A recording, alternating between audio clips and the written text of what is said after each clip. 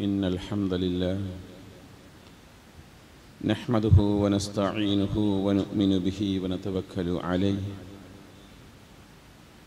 ونعوذ بالله من شرور أنفسنا ومن سيئات أعمالنا من يهده الله فلا مضل له ومن يضلل فلا هادي له وأشهد أن لا إله إلا الله وحده لا شريك له وأشهد أن محمدًا عبده ورسوله اللهم صل على محمد وعلى آل محمد كما صليت على إبراهيم وعلى آل إبراهيم وبارك على محمد وعلى آل محمد كما باركت على إبراهيم وعلى آل إبراهيم إنك حميد مجيد يا أيها الذين آمنوا اتقوا الله حق تقاته ولا تموتن إلا وأنتم مسلمون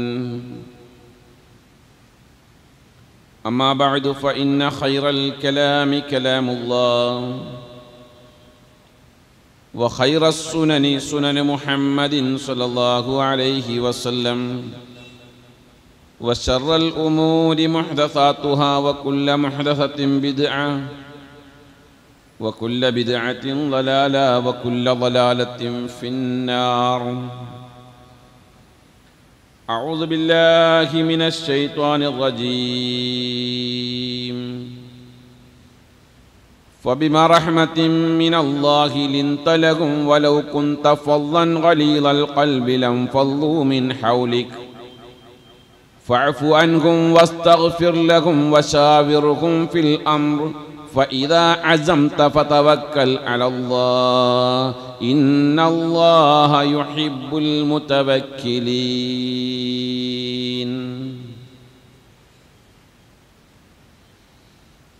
സൃഷ്ടാവായ അല്ലാഹുവിൻ്റെ വിധിവിലക്കുകളും നിയമനിർദ്ദേശങ്ങളും ജീവിതത്തിൻ്റെ എല്ലാ മേഖലകളിലും സൂക്ഷിച്ചു പാലിച്ച് ജീവിക്കുകയും അല്ലാഹുവിൻ്റെ തൃപ്തിയും പൊരുത്തവും നേടുന്ന നല്ലവരായ അടിമകളാകാൻ നാം പരമാവധി പരിശ്രമിക്കുകയും അതിനുവേണ്ടി പ്രാർത്ഥിക്കുകയും ചെയ്യുക. അല്ലാഹു തആല നമ്മെ അത്തരത്തിലുള്ള മുത്തഖീങ്ങളുടെ കൂട്ടത്തിൽ ഉൾപ്പെടുത്തി അനുഗ്രഹിക്കുമാറാകട്ടെ. പ്രിയമുള്ള സത്യവിശ്വാസികളെ, വിശ്വാസിനികളെ, വിശുദ്ധ മസ്ജിദുൽ അഖ്സയുമായി ബന്ധപ്പെട്ട് സമകാലിക മുസ്ലിമീങ്ങൾ നേരിട്ടുകൊണ്ടിരിക്കുന്ന പ്രശ്നങ്ങളും അതിൻ്റെ കാരണങ്ങളും കഴിഞ്ഞ ഖുതുബയിൽ വളരെ കുറഞ്ഞ ചില വാക്കുകളിലൂടെ നിങ്ങൾ ശ്രവിച്ചു കഴിഞ്ഞതാണ്. ആ വിഷയവുമായി ബന്ധപ്പെട്ട് നമുക്കുള്ള പരിഹാര മാർഗങ്ങൾ എന്തെല്ലാമാണ് എന്നതിനെക്കുറിച്ച് കൃത്യമായി ചിന്തിക്കുകയും പ്രവർത്തിക്കുകയും ചെയ്യേണ്ടുന്ന ഒരു സമയത്താണ് നമ്മൾ ജീവിക്കുന്നത്. പാലസ്തീനിലുള്ള മസ്ജിദുൽ അഖ്സ, ബൈത്തുൽ മുഖദ്ദസ്, അത് അവിടുത്തെ മാത്രം പ്രശ്നമല്ല എന്നും അതുമായി ബന്ധപ്പെട്ടുകൊണ്ട് മുസ്ലിം ഉമ്മത്തിന് നിരവധി കാര്യങ്ങൾ ചെയ്യുകയും ചിന്തിക്കുകയും പ്രവർത്തിക്കുകയും ചെയ്യേണ്ടതുണ്ട് എന്നും നാം മനസ്സിലാക്കണം. 2 പ്രാവശ്യം നടന്ന മോചനങ്ങളെക്കുറിച്ച് ഞാൻ കഴിഞ്ഞ ഖുതുബയിൽ സൂചിപ്പിച്ചിരുന്നു. അതിലൊന്ന്, ഒരു തുള്ളി രക്തം പോലും ചിന്താതെ കണ്ട് മഹാനായ ഉമർ ഇബ്നുൽ ഖത്താബ് റളിയല്ലാഹു അൻഹുവിൻ്റെ കാലഘട്ടത്തിൽ നടന്ന പാലസ്തീൻ്റെ മോചനമായിരുന്നു.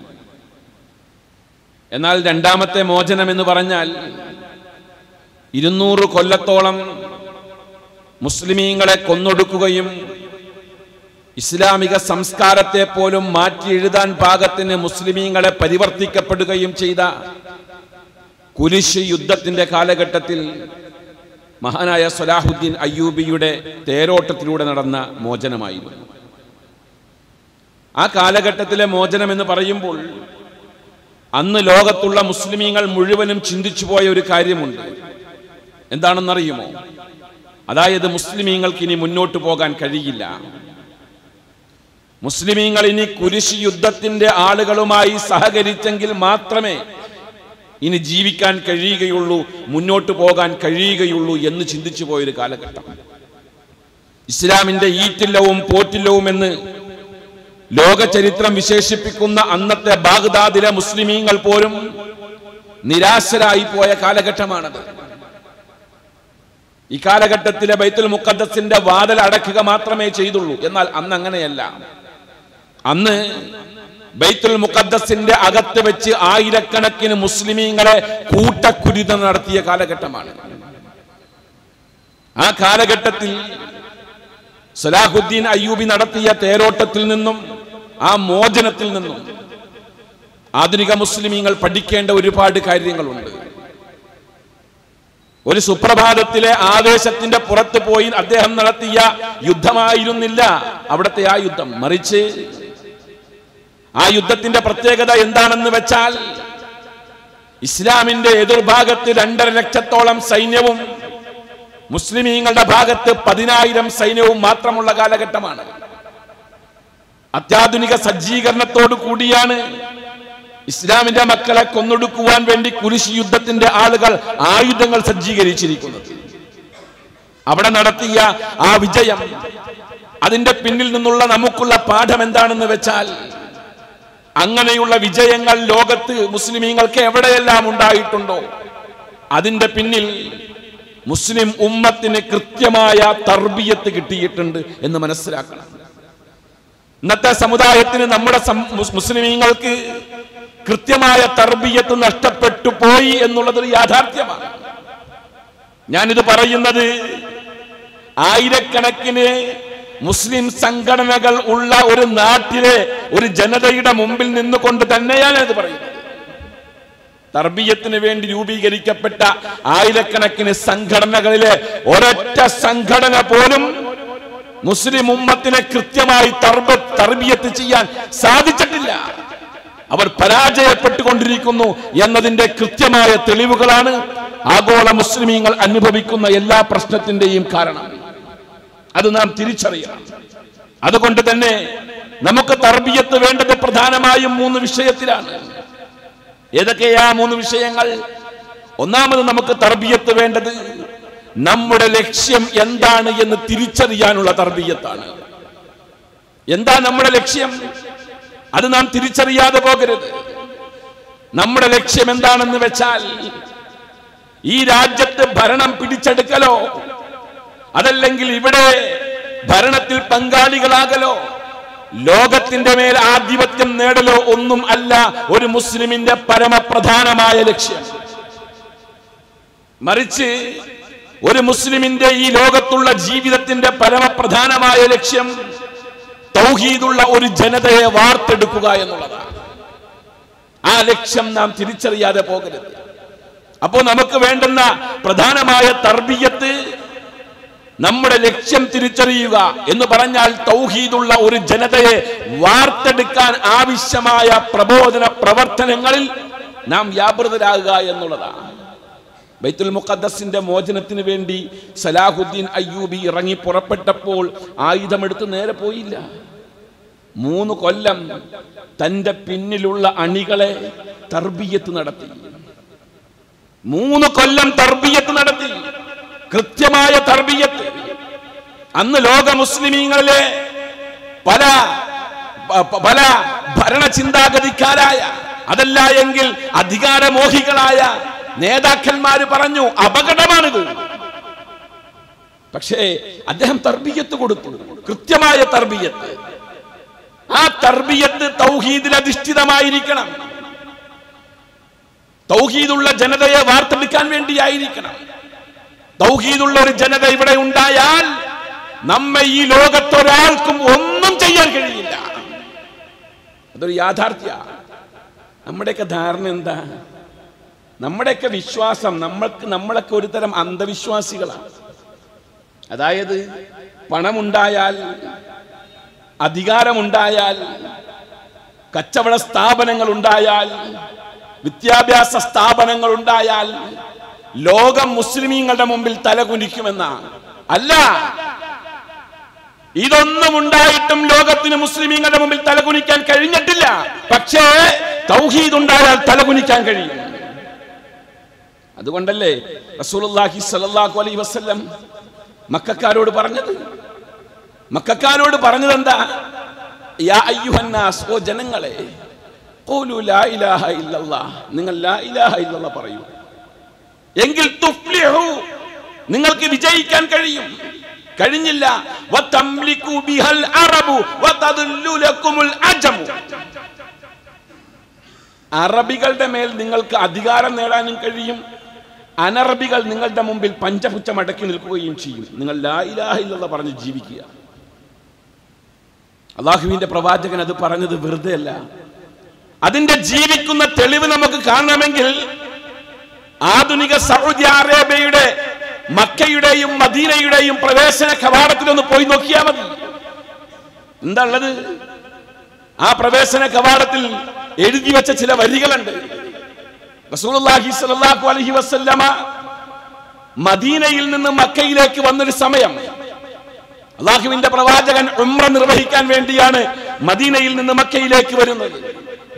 നാം ഇപ്പോൾ നിലകൊള്ളുന്ന ഇതുപോലുള്ള ഒരു ദുൽഖഅദ് മാസത്തിന്റെ ആരംഭത്തിൽ ആ പ്രവാചകൻ വരുന്നത്. 700 ഒട്ടകങ്ങളും 1400ഓളം തീർത്ഥാടകരുമായി കൊണ്ട് പ്രവാചകൻ മക്കയിലേക്ക് വരികയാണ്. എന്നാൽ ആ മക്കയുടെ പ്രവേശന കവാടത്തിൽ വെച്ച് അല്ലാഹുവിന്റെ പ്രവാചകനെയും സഹാബികളെയും അന്നത്തെ മക്കയിലെ മുശ്രിക്കുകൾ തടഞ്ഞു. പ്രവേശിക്കാൻ പാടില്ല എന്ന് പറഞ്ഞു. മക്കയിൽ പ്രവേശിക്കരുതെന്ന് പറഞ്ഞു. അന്ന് തടഞ്ഞു. തൗഹീദിന്റെ വാഹകരായ അന്നത്തെ മുസ്ലിമീങ്ങൾ നിരാശരായി തിരിച്ചുപോയി അല്ലേ? ആ തടഞ്ഞ അതേ സ്ഥാനത്ത് ഇന്ന് എഴുതി വെച്ചിരിക്കുന്നത് എന്താണെന്ന് അറിയുമോ? അല്പമെങ്കിലും ഈമാനിന്റെ കണിക ബാക്കിയുള്ള ഒരു മുസ്ലിം ഈ വിഷയത്തിൽ ശരിക്കും ചിന്തിക്കണം. ആ പ്രവേശന കവാടത്തിൽ എഴുതി വെച്ചിരിക്കുന്ന വരികൾ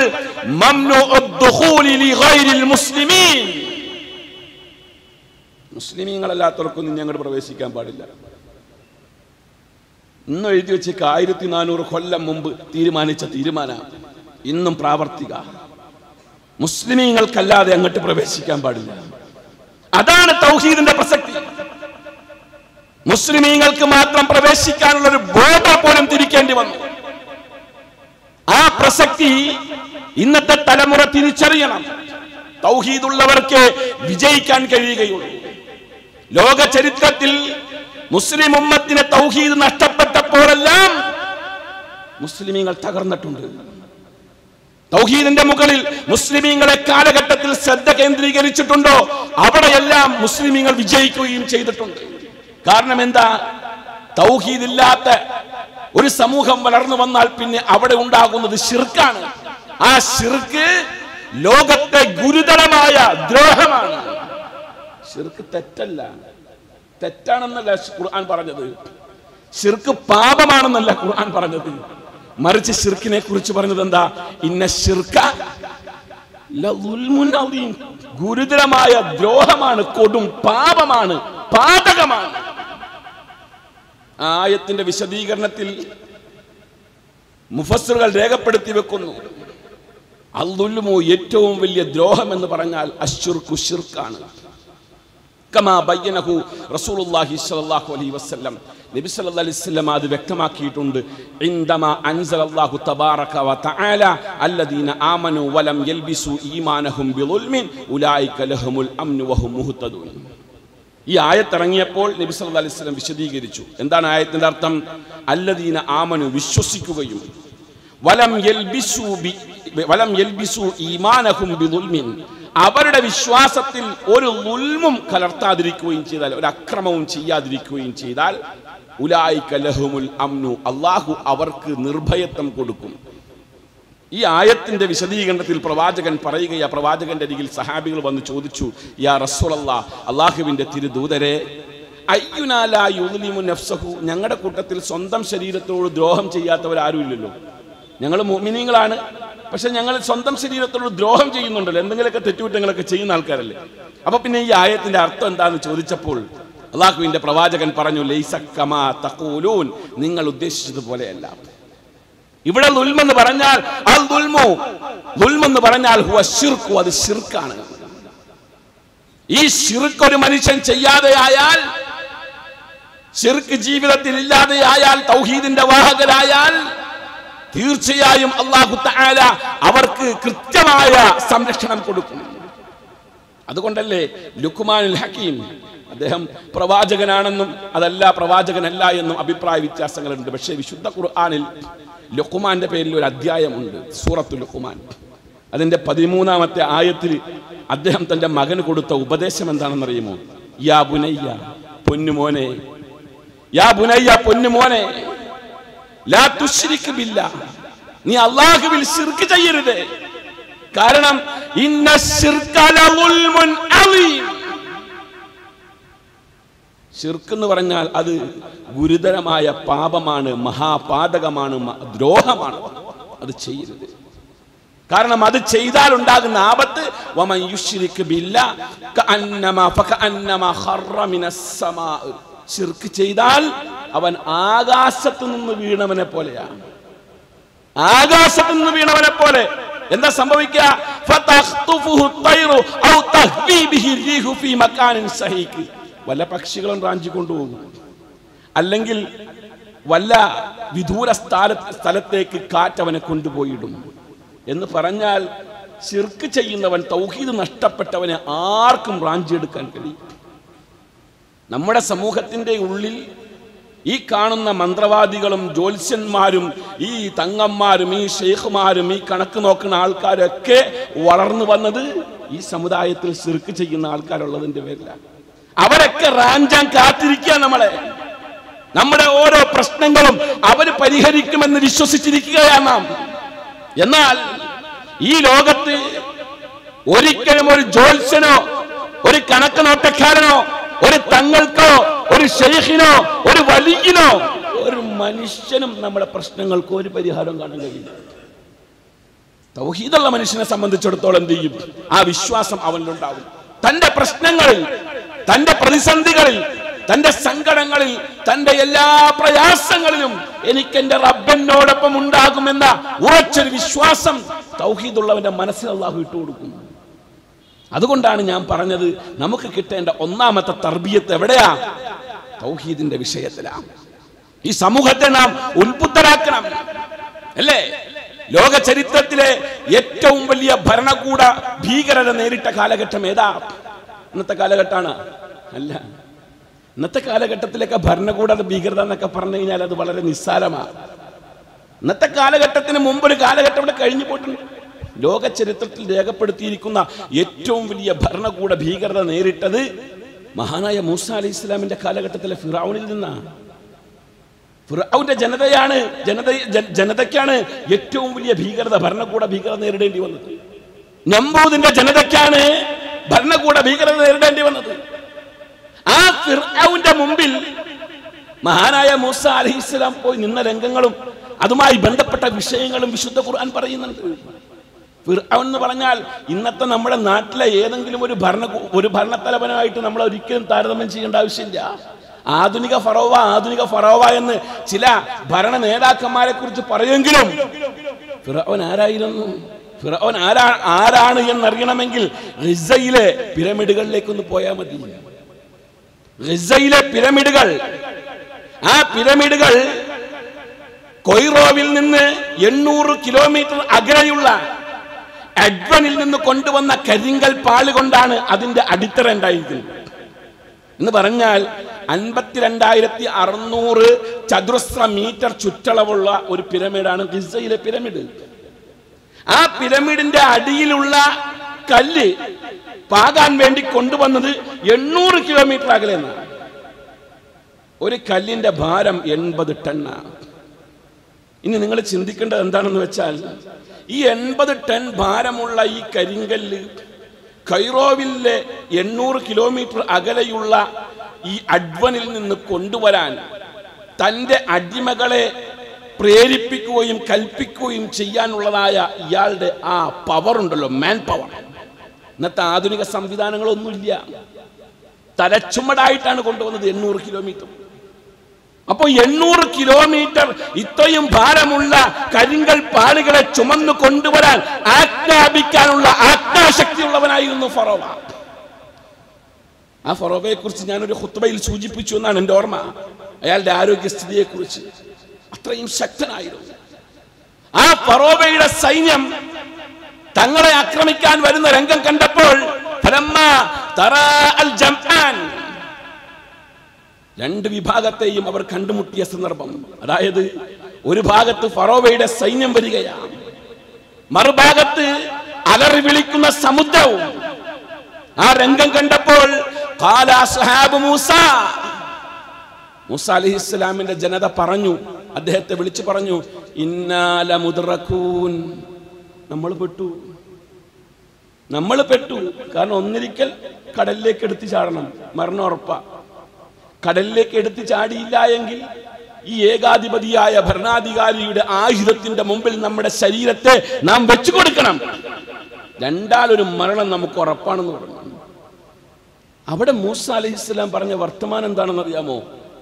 കല്ലാ ഇന്ന മഅയ റബ്ബി സയഹ്ദീൻ.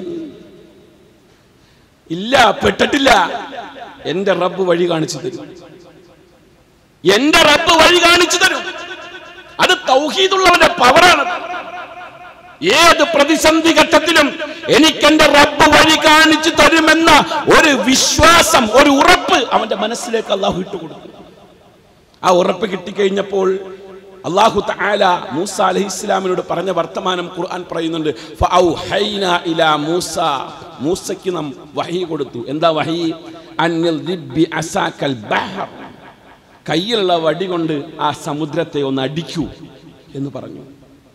സമുദ്രത്തെ അടിച്ചപ്പോൾ സമുദ്രം വിണ്ടു കീറി, സമുദ്രം രണ്ടായി മാറി. ഫകാന കുല്ലു ഫിർഖിൻ കത്തൗദിൽ അളീം, ഓരോ പൊളിയും വലിയ കരിങ്കൽ പാറ പോലെയായിരുന്നു. അതിന്റെ ഇടയിൽ കൂടെ അവരങ്ങോട്ട് പോയി. അല്ലാഹു ഇന്നും നമുക്കുണ്ട്. മൂസ അലൈഹിസ്സലാമിന്റെ ജനതയെ സമുദ്രം രണ്ടായി പിളർത്തിക്കൊണ്ട് അതിലൂടെ ഒരു വഴിയൊരുക്കി രക്ഷപ്പെടുത്തിയ അല്ലാഹു ഇന്നുണ്ട്. ആ അല്ലാഹുവിനെ മാത്രം വിളിച്ച് പ്രാർത്ഥിക്കുന്ന ഒരു നിലവാരത്തിലേക്ക് ഈ സമുദായത്തിന് ഉയരാൻ കഴിയണം. ഇബ്രാഹിം നബി അലൈഹി ഇസ്ലാമിന്റെയും സംഭവം വിഭിന്നമല്ലായിരുന്നല്ലോ. ഇബ്രാഹിം നബി അലൈഹി ഇസ്ലാം എന്ത് ചെയ്തു? ബിംബാരാധകരായ ബിംബക്കച്ചവടക്കാരായ ജനതയുടെ മുമ്പിൽ, ആ ഭരണകൂടത്തിന്റെ മുമ്പിൽ പോയിട്ട് തൗഹീദ് പറഞ്ഞു. അലം തറ ഇലല്ലദി ഹാജ ഇബ്രാഹിമ ഫീ റബ്ബിഹി അൻ ആതാഹു അല്ലാഹുൽ മുൽക, അല്ലാഹു കൊടുത്ത അധികാരം കൊണ്ട് അഹന്ത നടിച്ച് നടന്ന നമ്രൂദിന്റെ മുമ്പിൽ പോയിട്ട് അദ്ദേഹം വാദപ്രതിവാദം നടത്തി. അള്ളാഹിനെ മാത്രം വിളിച്ച് പ്രാർത്ഥിക്കണം. അപ്പൊ നമ്രൂദ് പറഞ്ഞ എന്താ? നിന്റെ റബ്ബിന്റെ പ്രത്യേകത എന്താ? ഇബ്രാഹിം നബി അലൈഹി സ്വലാം പറഞ്ഞു, എന്റെ റബ്ബ് ജീവിപ്പിക്കുകയും മരിപ്പിക്കുകയും ചെയ്യും. നമ്രൂദ് പറഞ്ഞു, ഞാനും ജീവിപ്പിക്കുകയും മരിപ്പിക്കുകയും ചെയ്യും. ഇബ്രാഹിം നബി അലൈഹി സ്വലാം പറഞ്ഞു, എന്റെ റബ്ബ് കിഴക്ക് സൂര്യനെ ഉദിപ്പിക്കും, നിനക്ക് പടിഞ്ഞാറ് നിന്ന് ഉദിപ്പിക്കാൻ കഴിയുമോ? ഉത്തരം മുട്ടിപ്പോയി. ഉത്തരം മുട്ടുമ്പോൾ കൊഞ്ഞനം കുത്തുക എന്നുള്ളത് ഏത് ഭരണകൂടത്തിന്റെയും സ്വഭാവ. അത് അവരും കാണിച്ചു. മഹാനായ ഇബ്രാഹിം നബി അലൈഹി ഇസ്ലാമിന്റെ സംഭവം വിശുദ്ധ ഖുർആൻ പറയുന്നുണ്ട്. അവര് കൽപ്പിച്ചു,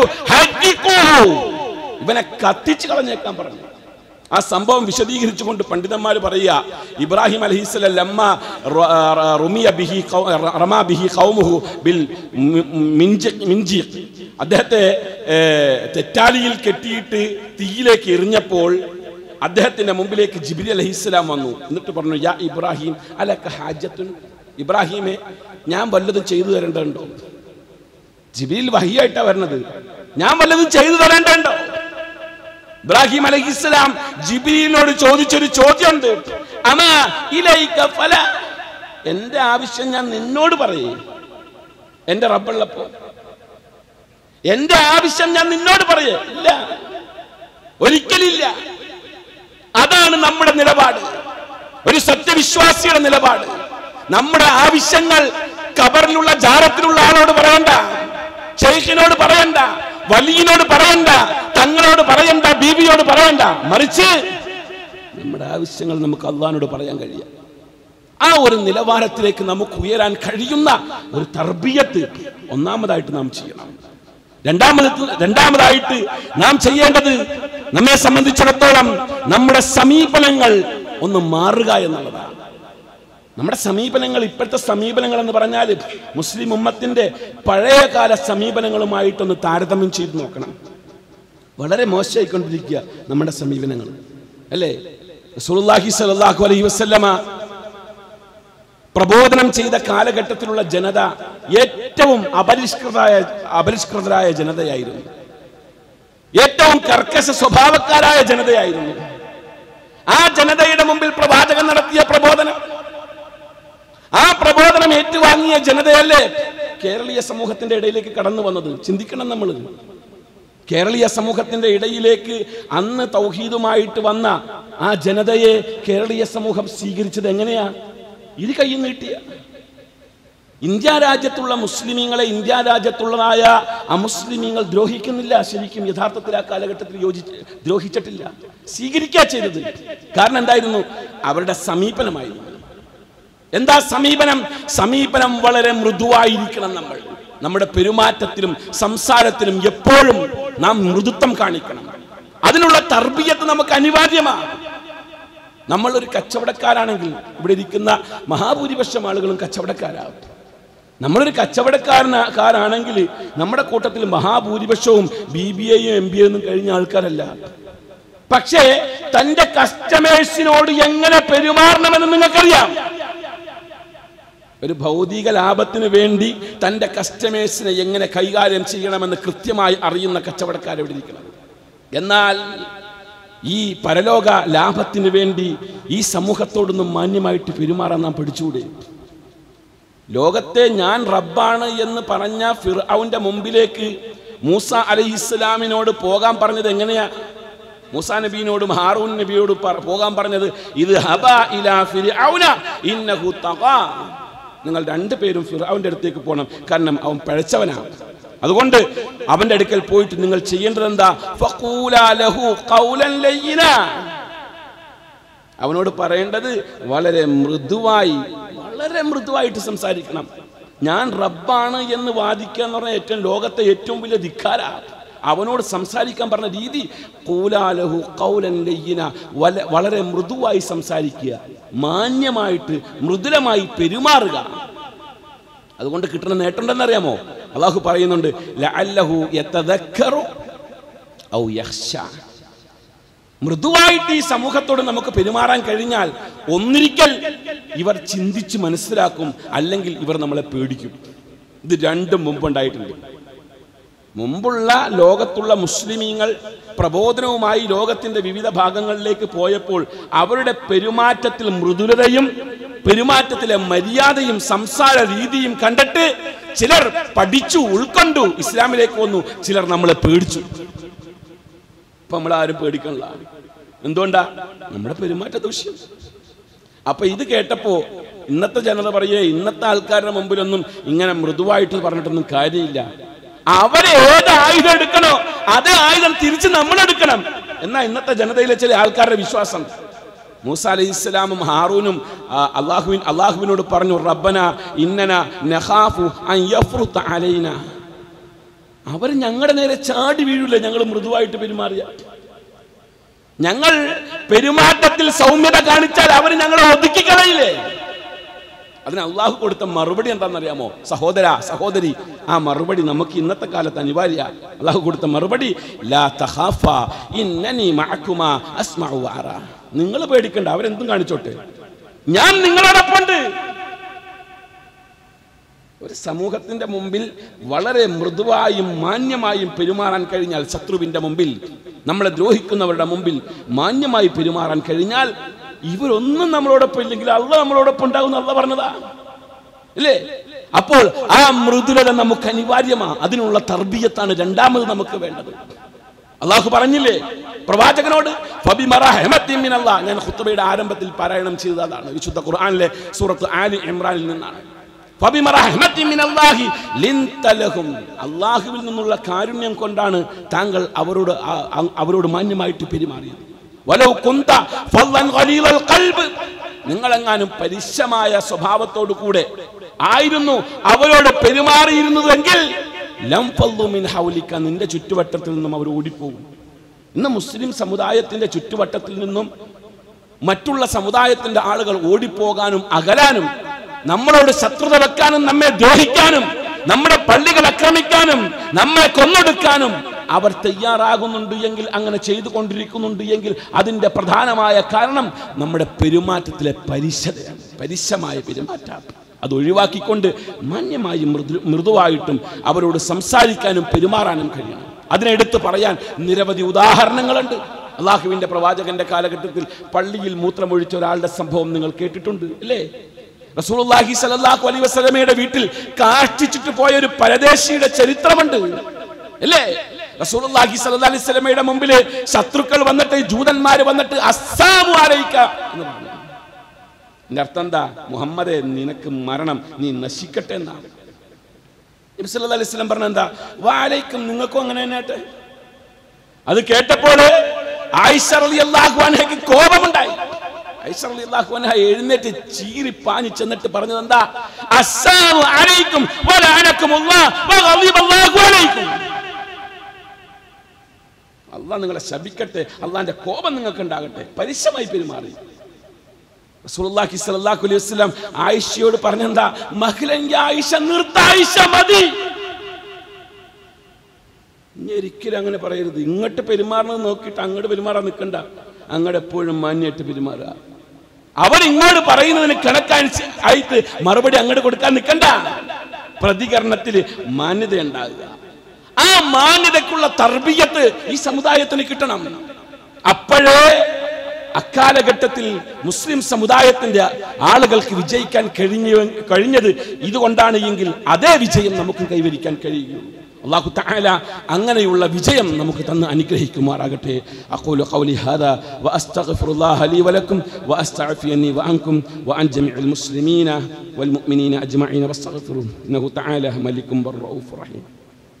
അൽഹംദുലില്ലാഹി റബ്ബിൽ ആലമീൻ വൽ ആഖിബത്തു ലിൽ മുത്തഖീൻ വലാ ഉദ്വാന ഇല്ലാ അലൽ ളാലിമീൻ വഉസല്ലി വഉസല്ലിമു അലാ അഷ്റഫിൽ മുർസലീൻ وعلى آله وصحبه أجمعين أما بعد فاتقوا الله عباد الله.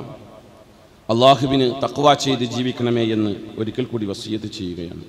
പ്രിയമുള്ള സഹോദരന്മാരെ, സഹോദരിമാരെ, മുസ്ലിം ഉമ്മത്തിന് കിട്ടേണ്ട മൂന്നാമത്തെ തർബിയത്ത്,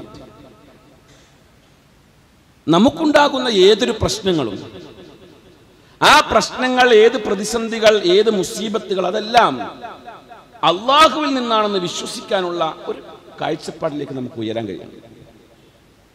ഏത് പ്രശ്നമാണെങ്കിലും ഇത് പടച്ചവനെ എനിക്ക് തന്നതാണ്.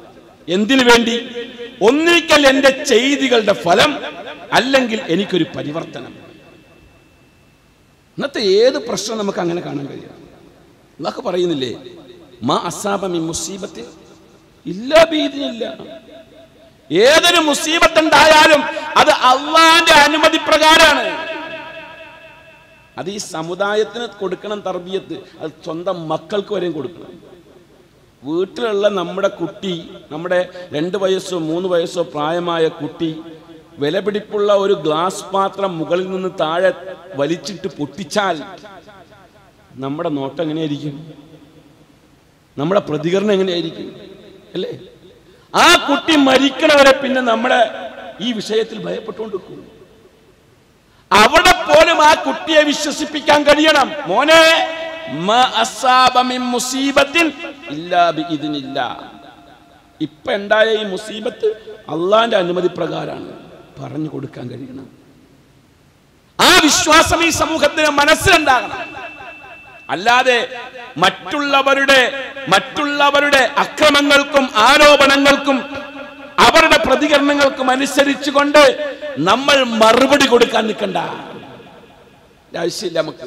ഇപ്പൊ നമുക്കുള്ള മുസീബത്ത് എന്താണോ, ലോക മുസ്ലിമീങ്ങൾ നേരിട്ടുകൊണ്ടിരിക്കുന്ന, ഫലസ്തീനിലെ മുസ്ലിമീങ്ങൾ നേരിടുന്ന ബൈത്തുൽ മുഖദ്ദസിന്റെ പ്രശ്നവും അടക്കമുള്ള ഏതൊരു വിഷയമാണെങ്കിലും അതൊക്കെ അള്ളാഹു നമുക്ക് തന്നിരിക്കുന്നതാണ്. ഒന്നിരിക്കൽ നമ്മുടെ ചെയ്തികളുടെ ഫലം, അതല്ല എങ്കിൽ നമുക്കൊരു പരിവർത്തനത്തിന് ലഅല്ലഹും യതദക്കറൂൻ, അവർ ചിന്തിക്കാൻ വേണ്ടി, ഒന്നിരിക്കൽ അവർ ചിന്തിക്കാൻ വേണ്ടി, അല്ലെങ്കിൽ നമ്മുടെ തെറ്റുകളിൽ നിന്നും നമുക്ക് മാറാനുള്ള അവസരമായിക്കൊണ്ട് ഈ വിഷയങ്ങളെ നമുക്ക് കാണാൻ കഴിയണം.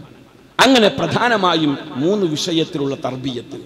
ഈ തർബിയത്തിന് വേണ്ടി ഈ സമുദായം തയ്യാറാവുക. നമ്മുടെ എല്ലാം ഓരോ മഹല്ലുകളിൽ, ഓരോ കേന്ദ്രങ്ങളിൽ ഇത്തരം വിഷയങ്ങൾക്ക് കൃത്യമായ ക്ലാസുകൾ കൊടുത്തുകൊണ്ട് നമ്മുടെ ഈ സമൂഹത്തെ സംസ്കരിച്ചെടുക്കാൻ നമുക്ക് കഴിയണം. പ്രത്യേകിച്ച് തൗഹീദിന്റെ വിഷയത്തിലുള്ളതായ തർബിയത്ത്, അതിനായിരിക്കണം നമ്മൾ പ്രാധാന്യം കൊടുക്കേണ്ടത്. അല്ലാഹു തആല നമ്മെ അത്തരത്തിൽ തർബിയത്ത് കിട്ടി ജീവിക്കുന്ന മുത്തഖീങ്ങളുടെ കൂട്ടത്തിൽ ഉൾപ്പെടുത്തി അനുഗ്രഹിക്കുമാറാകട്ടെ. പ്രിയമുള്ള സഹോദരന്മാരെ, സഹോദരിമാരെ, പ്രാർത്ഥനയിലേക്ക് പ്രവേശിക്കുന്നതിന് മുമ്പ് ഇന്ന് നമ്മുടെ സ്വതക്ക, നമ്മുടെ പള്ളിയുടെ ദൈനംദിന ചിലവുകൾക്ക് വേണ്ടിയാണ്.